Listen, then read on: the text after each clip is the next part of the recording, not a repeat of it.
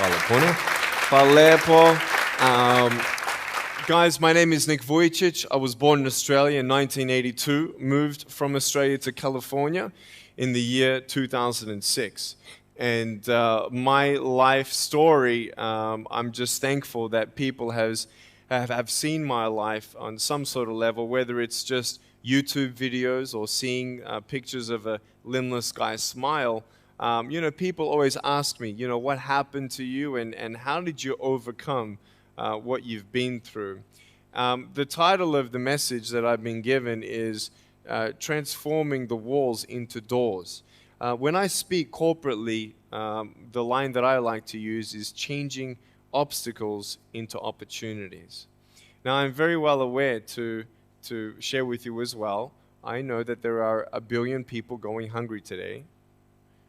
I know that this year 1 million people will commit suicide. It's 1 every 40 seconds. I know today there are 120 million slaves, and I've met sex slaves, and I've seen the top of the pyramid as far as business and met the billionaires. I've met bankers, and I've also met orphans. We're all looking for something. We're all looking for hope. Hope you can't just have just because you were born with hope. No, we're born with pain. We're born and live through difficulties. And in our life, my parents always taught me that even though we don't know why I was born this way, that we have a choice. Either to be angry for what we don't have or be thankful for what we do have. The power of that choice was the first thing that I had to overcome and decide for myself, especially in the early years of school. A lot of kids would come up to me and tease me. And I've been speaking at 5 congresses. I've met 7 presidents all around the world. My largest crowd was 110,000. I have 30,000 invitations for me to speak. So wherever I go, I talk about the value of life. I talk about anti-bullying messages for the school systems in different nations. The greatest thing is love. When we feel like we don't have enough love and we don't have enough hope, we start losing strength to live. For me, in my life as a child, I had a big wall. I was surrounded by 4 walls and a low ceiling of opportunity. I was set free in so many different ways, and especially surviving from day to day with my parents who loved me, who encouraged me, who told me that I was beautiful the way that I was, and not to worry about what other people said about me. I was actually the first special needs child to be integrated into the mainstream education system in Australia, and I was awarded Young Citizen of the Year in 1990. And the world is a hurting place, and the world needs hope, and the world needs love. Without hope, we feel like, why are we here? Well, brokenness. Here's mine.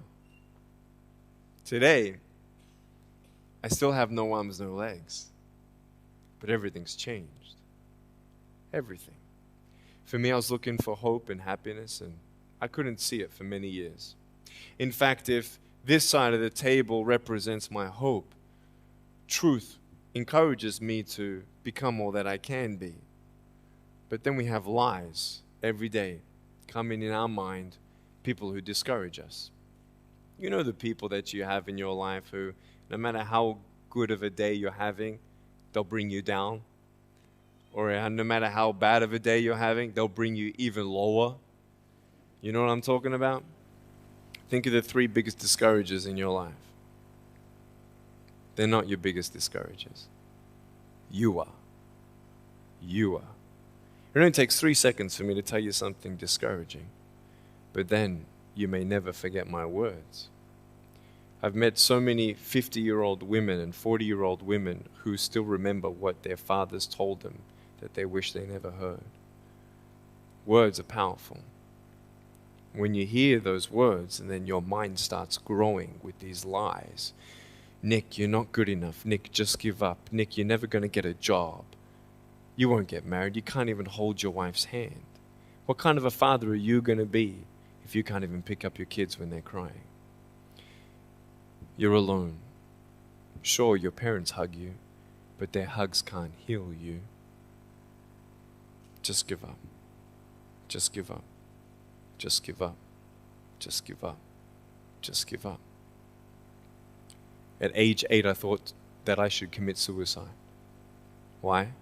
Because I didn't have hope. I thought I didn't have hope.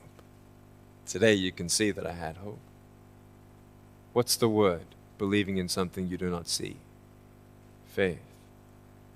Words can only do so much. Hugs can do much more than words.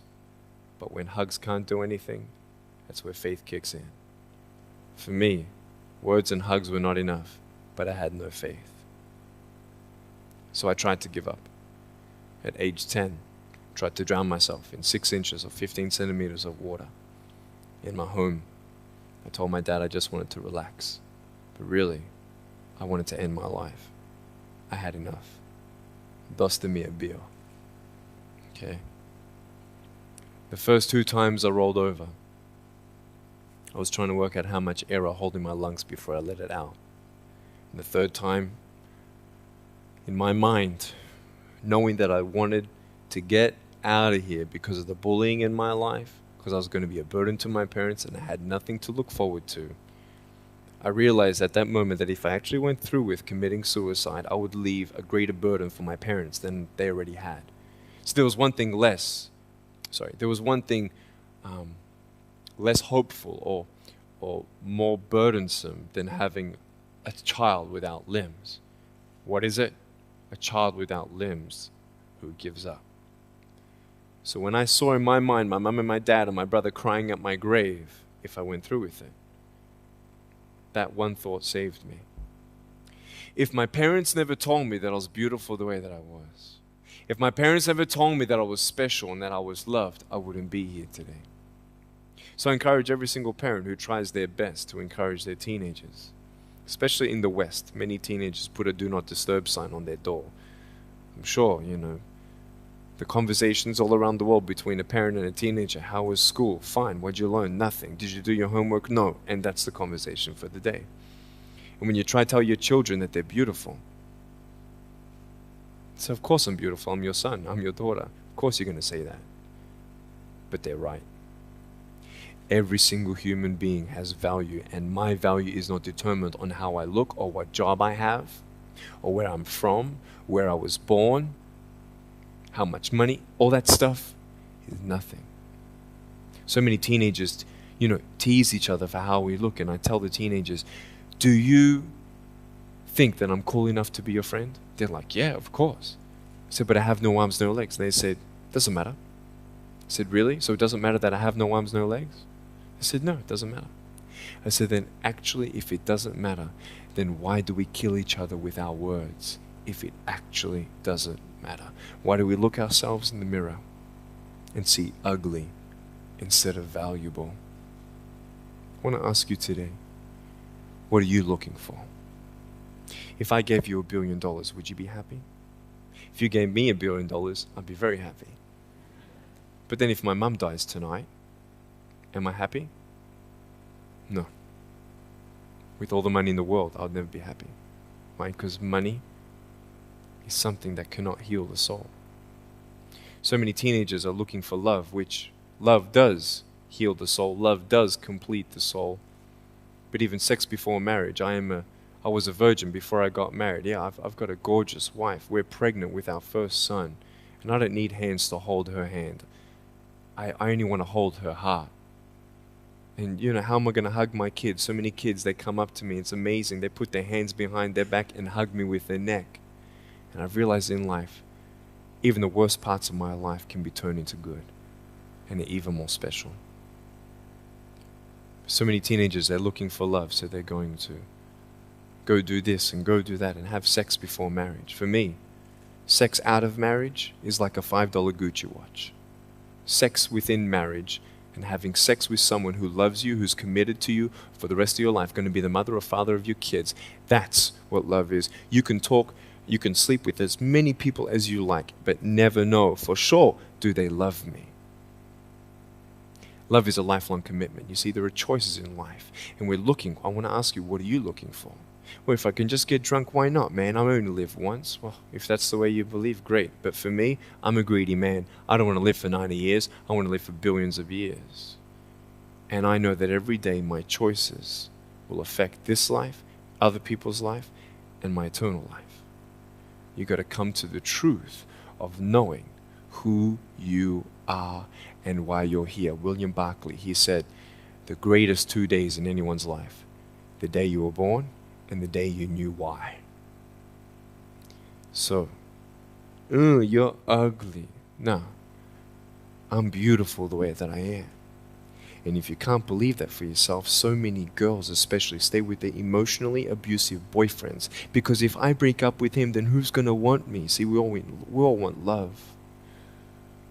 That's why we do what we do sometimes. To get into the crowd, I'm going to swear, I'm going to be cool. That's what this world is. I want to look like her. If I was taller, shorter, smarter, more popular, whatever you want. It's not enough until you find the truth. I'm wonderfully and fearfully made. There's a greater purpose for my life. I am here for a reason. Sure, I didn't get a miracle.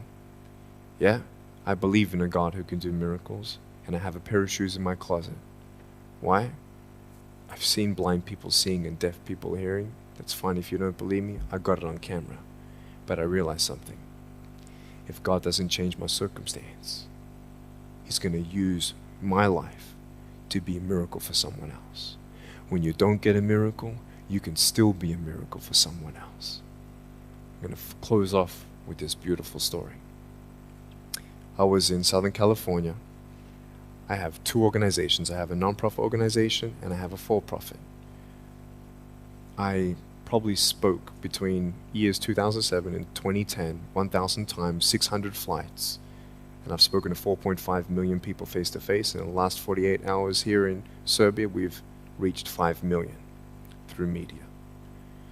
So, we have the heart of people to love others. We want people to love each other, love yourself, dream big, and never give up. We're all looking for hope, aren't we? What are you looking for? Money, drugs, sex, alcohol, pornography, fame, fortune never satisfies. It's never enough. But I've come to a peace. So check this out. When I'm 24 years old, 5-6 years ago, I was in California. And I never met anybody else like me. When I was 10 years old, I wish I would have met somebody like me. Never did. Didn't get that miracle. But at 24, in California, I saw a little boy with no arms and no legs, 19 months old, just like me. I knew he was going to be bullied. I knew he was going to go through depression. I knew he would feel alone. I knew that he would get worried if he's ever going to have a girlfriend, and so on and so on. I got the father to bring him up on stage in front of 2,000 people. And everyone was crying. And it was a materialization of when you don't get a miracle, you can be a miracle for someone else. I am not a superhero. I go through ups and downs. So do you. But take one day at a time. And if you haven't found that peace of knowing who you are and why you're here, and where you're going when you're not here, for me, I want you to know that's how I've overcome. I don't have any walls. My book's called Life Without Limits. And what will be, will be. I've acted in a short film, 30 awards. I got Best Actor in a Short Film. I've done my own music video. I've written 2 books. First book, 30 languages, 800,000 copies. I'm 29, and we know 1 billion people know who I am. Not to bring up my pride or my name or my status, trust me, I'm just like you. But I hope you are inspired to know that if I can dream big, then so can you. There are no walls. Find your peace, and you'll make your walls doors. Thank you so much.